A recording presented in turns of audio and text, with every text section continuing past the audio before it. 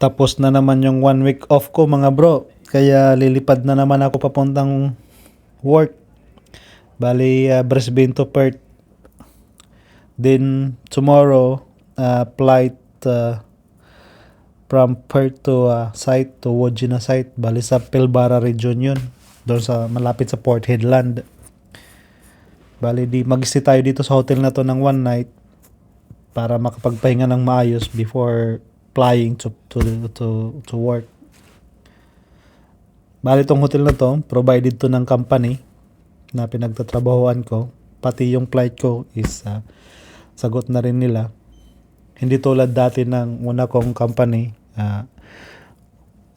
accommodation lang ang sagot nila dito sa Perth. Pero yung flight, Brisbane to Perth, vice versa, ako na mamasahe. Kaya mabigat yun. Malaking perang nawawala sa akin.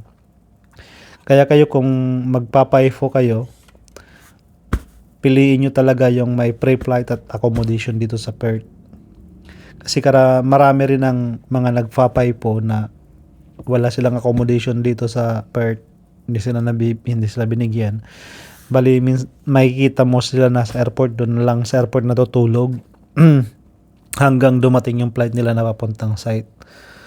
Kaya meron kang 1 night accommodation dito sa Perth ay malaking bagay. Lalo ngayon magtataglamig na. Nako, sobrang lamig niyan doon sa airport matulog. Kaya yan ang tips ko sa inyo. Flight and accommodation libre dapat. Ay.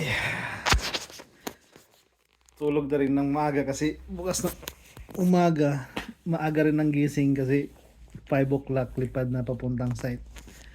And then back to work na agad, trabaho na naman. Alright, good night mga lads.